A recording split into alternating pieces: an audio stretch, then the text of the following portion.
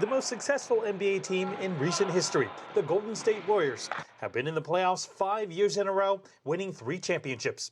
Now, the Warriors scored another big win, building the world's first modern sports arena that's financed privately. No money from the city's general fund, no public land, and no new taxes. You really couldn't set out to design a plan that came together the way this one did. It is a perfect storm of team performance, of the economy of the Bay Area right now, and it isn't something that could be replicated, I don't think, anywhere else in the country.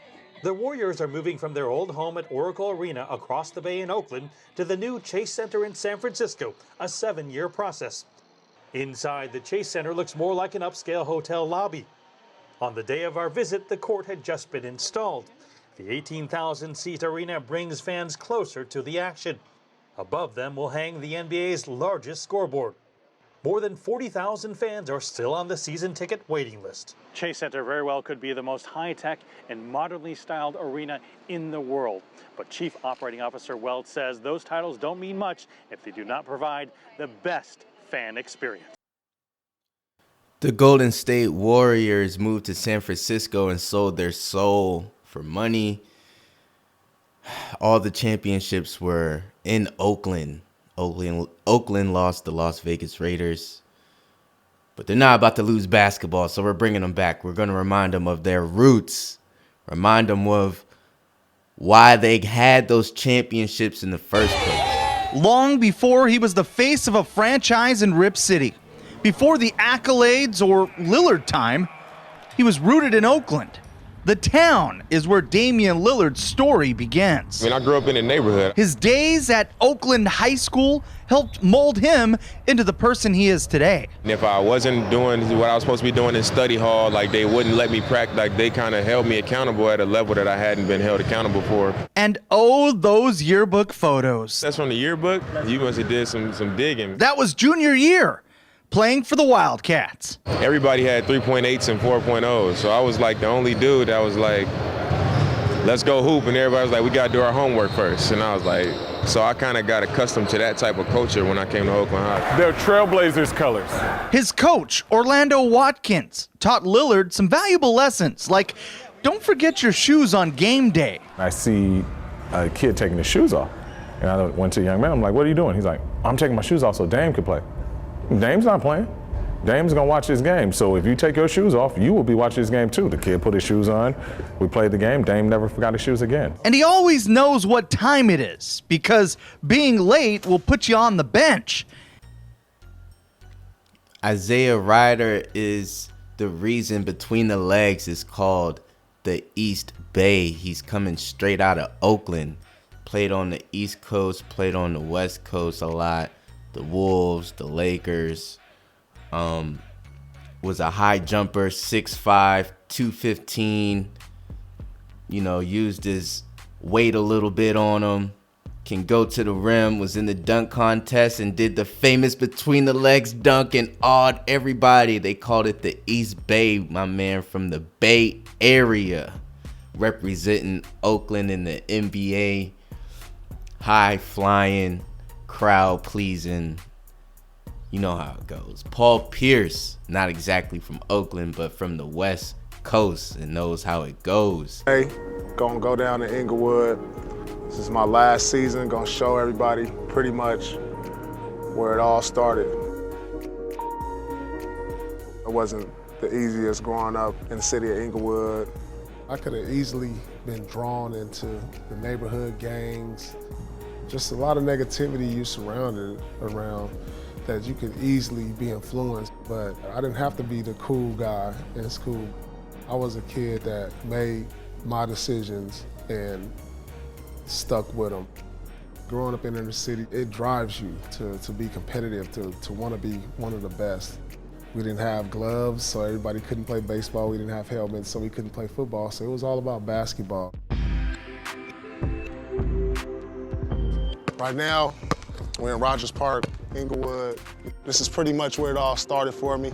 The heart, the soul, the grit was born. Draymond Green did all of his work, all of his prime was in Oakland, in Golden State. He won all those championships with them. He's 6'5". He's 220. He dribbles. He passes. He rebounds. He shot the three. He shot the mid-range.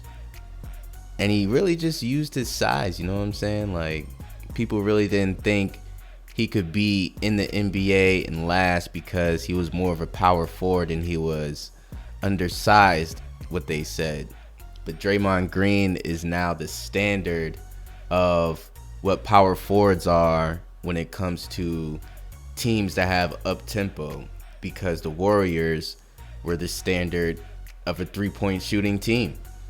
And if you need a team like that, you need someone like Draymond Green. Yao Ming, part of the Ming dynasty. You better know your roots for real because his is in China. The grandeur and majesty of ancient China as reflected in the Great Wall. Millions come from around the world to witness this marvel that was built over centuries to keep the enemy away. On this day, among those who have traveled from halfway around the world, the Houston Rockets, led by Yao Ming, Houston's Chinese connection. At one time, the Great Wall may have seemed an unlikely connection to the sport of basketball.